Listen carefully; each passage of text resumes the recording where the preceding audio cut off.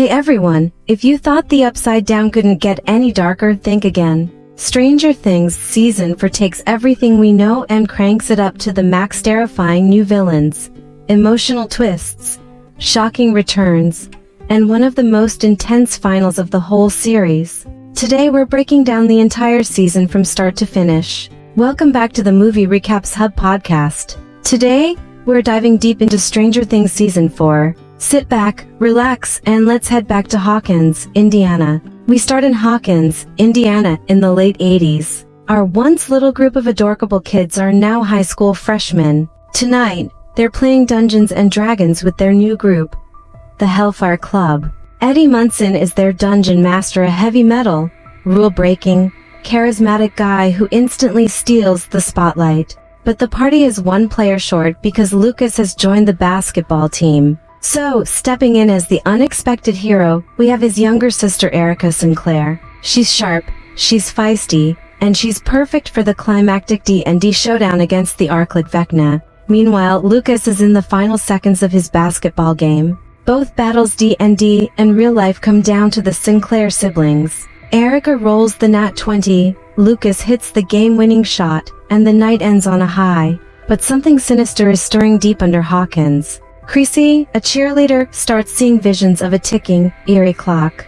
Hoping to escape her hallucinations, she goes to Eddie for drugs and ends up at his trailer. But things turn terrifying. Creasy enters a trance, trapped inside a nightmare, and a horrific creature attacks her. She levitates, and is killed in brutal supernatural fashion. Max, who lives nearby, notices strange flickering lights, classic upside-down energy. She brings in Dustin, who believes Eddie is innocent. But the town panics. Chrissy's basketball boyfriend and others jump to the conclusion that Eddie killed her in some satanic ritual tied to Dungeons and Dragons. To protect Eddie, the kids call in their older friends Steve Harrington and Robin. They trace Eddie to Reefer Rex Boathouse. After catching him up on past horrors Demogorgon, Mind Flayer, they realize something new is at play. A spellcaster, a curse dealer. This season's villain is Vecna. Meanwhile, on the other side of the country, Eleven is living in California with the Byers family.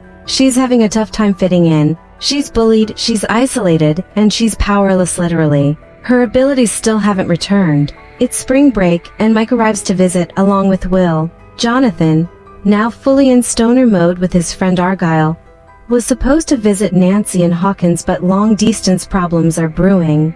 They were supposed to attend college together.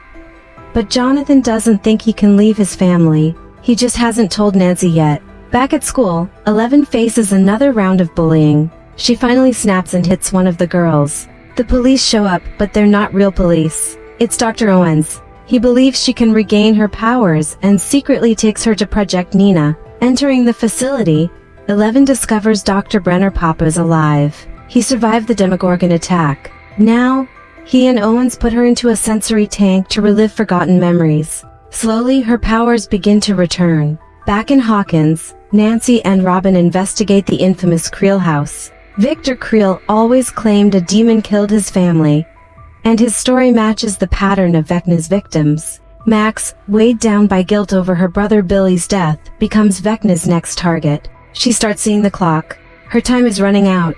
Using Victor Creel's clue about music, the group discovers a survival trick. When Vecna attacks Max, and she begins floating, they blast her favorite song, Kate Bush's Running Up That Hill. Inside her mind, a portal opens. Max runs through memories, fighting for her life, and manages to escape. It becomes one of the most iconic scenes of the season.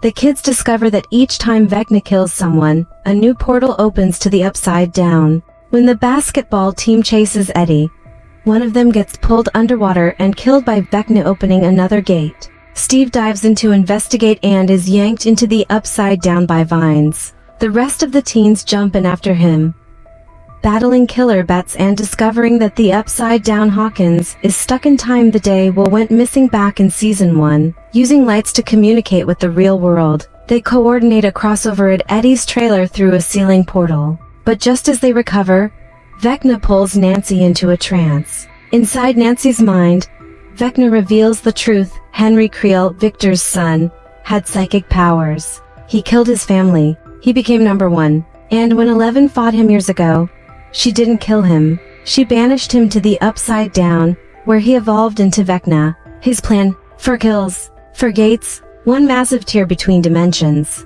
11 regains her powers, but Brenner tries to imprison her again, insisting she's not ready. A full government raid erupts. Brenner shot. 11 escapes with help from Mike, Will, Jonathan, and Argyle, who arrived just in time thanks to a chaotic pizza delivery diversion. She learns about Hawkins, the danger, Max, Vecna, but there's no way to reach Hawkins in time. So 11 forms a plan. If Vecna enters Max's mind again, she can piggyback into Max's mind from across the country. Inside a makeshift sensory tank built at Surfer Boy Pizza, she prepares for the final battle. Meanwhile, Joyce receives a package from Russia containing a ransom note for Hopper. It turns out Hopper survived the explosion and ended up in a Russian prison. Joyce and Murray travel to Alaska, get mixed up with a smuggler named Yuri, get betrayed, and eventually break into the prison themselves. Hopper battles a Demogorgon, using fire and sheer determination to survive. After escaping, he and Joyce finally reunite and share a long-awaited moment together. When they discover the Russians are storing a chunk of the Mind Flayer, they decide to destroy it, hoping it weakens Vecna's power. Back in Hawkins, the kids set their plan into motion. Max allows Vecna into her mind by focusing on painful memories. The older teens head to Vecna's lair, but an army of bats blocks the path.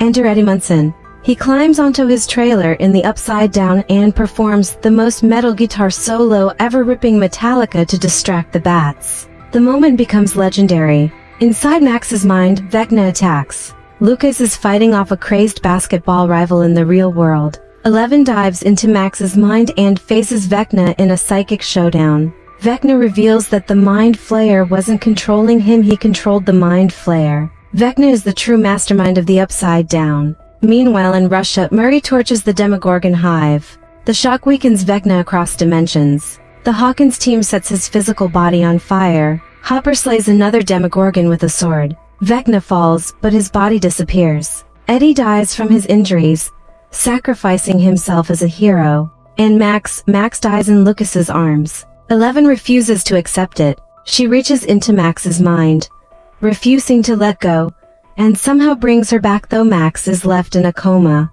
Vecna achieved his 4th kill. The 4 gates converge in Hawkins, causing a massive earthquake. The town is shaken but still standing. The whole crew reunites in Hawkins. Hopper returns to 11. Jonathan and Nancy stay together, even though their future is still uncertain. But peace doesn't last long. Ash from the Upside Down begins falling from the sky. The portals are still active.